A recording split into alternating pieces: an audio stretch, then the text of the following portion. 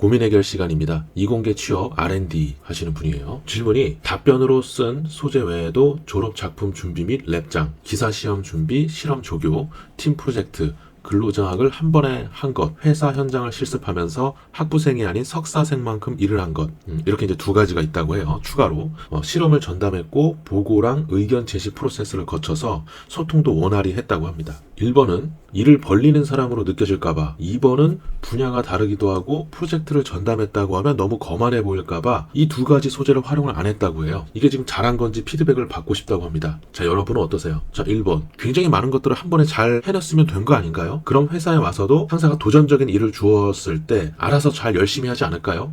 저는 굉장히 좋은 소재 같은데 시도를 안 한 것 같습니다. 그리고 두 번째, 회사 현장 실습을 하면서 학부생이 아닌 석사생만큼 일을 한 것. 자기 위치 이상의 일을 하면 당연히 더 좋아하죠. 윗사람들은 그런 걸 바라니까요. 다만 분야가 다르다고 했기 때문에 만약에 다른 문항에서 직무 관련된 내용들을 충분하게 서술을 했다면 여기서는 분야가 조금 달라도 태도적인 측면으로 어필을 할 수 있을 것 같습니다. 자, 그러면 이 두 가지 좋은 소재를 포기하고서 쓴 내용은 어떤 건지 한번 살펴보겠습니다. 과연 이 두 가지 소재를 포기할 만 했을까요? 질문은 최근 5년간 본인이 경험한 가장 어려웠던 일을 기술하고 이후 과정과 결과에 대해 기술해 주십시오. 조금 전에 1번 소재가 나올 것 같죠? 질문만 읽어봐도 1번 소재가 나올 것 같습니다. 우리 지원자는 어떻게 썼는지 한번 볼게요. 자, 먼저 소제목이 없어서 아쉬워요. 추가하시고요. 저는 사람과 함께한 활동을 좋아해 멘토, 또래 상담원으로 활동하였습니다. 활동을 좋아해 활동하였습니다. 단조롭죠? 그중 가장 어려웠지만 보람찬 일은 신입생의 적응을 돕는 교양 수업의 멘토로 활동한 것입니다. 활동을 좋아해 활동하였습니다. 활동한 것입니다. 단조롭습니다. 처음 느낌이 가장 어려웠던 일일까? 라는 생각이 들어요. 문항에 적합하지는 않은 느낌입니다. 저의 역할은 신입생 23명의 개별 멘토링과 단체 수업 기획, 운영이었습니다.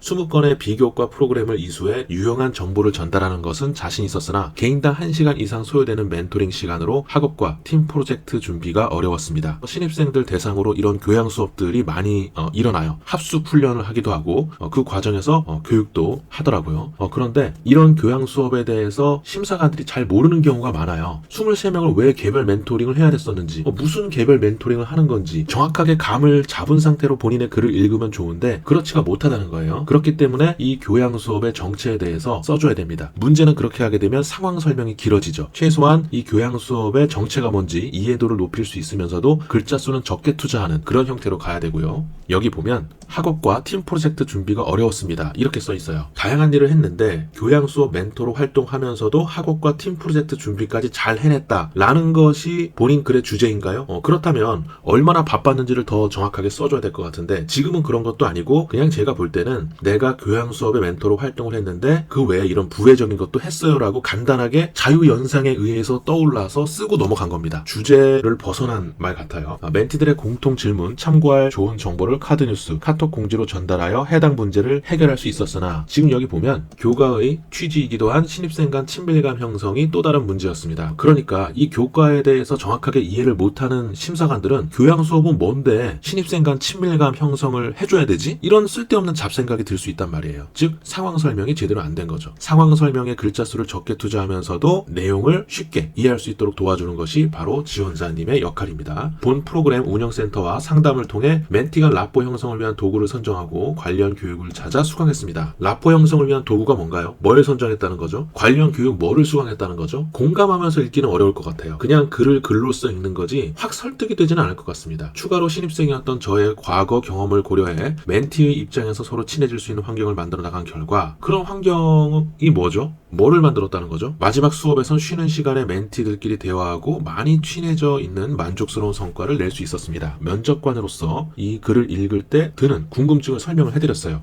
그러니까 보완하실 때 듣는 사람 입장에서는 무슨 소린지 모르겠구나. 특히 본인이 했던 액션, 지금 보시면 이렇게 볼드체로 해놓은 것이 본인의 액션에 해당하는 부분이에요. 이 액션 쪽에서 설명이 제대로 안 되고 있는 것 같아요. 라포 형성을 위해 어떤 도구를 선정했나요? 내가 소개를 하고 다른 사람을 지정해서 소개를 시킨다던가 뭔가 그런 아이스 브레이킹을 할 수 있는 프로그램을 만들고 또 교양 수업에서 배웠던 퀴즈를 맞춘 사람이 그 수업을 듣는 3-4명을 지정해서 같이 저녁을 먹을 수 있는 회식비를 지원했다거나 그런 내용을 좀 썼으면 좋겠습니다. 물론 구구절절 쓰면 안 되겠죠. 그리고 본인이 수강했다고 하는 교육을 실제 뭔지 써주는 거예요. 그래서 이런 교육을 들었으면 정말로 신입생 간 친밀감 자신감 형성을 시키는데 도움이 됐겠구나. 그리고 그 교육 내용을 어떻게 반영했는지도 들어가 있어야 되겠죠. 근데 근본적으로 이 내용이 본인이 경험했던 가장 어려웠던 일이라고 하기는 어려울 것 같아요. 제가 평가는 드렸지만 애초에 다른 소재로 바꾸는 게 좋을 것 같습니다. 오늘은 여기까지 코칭을 해드릴게요.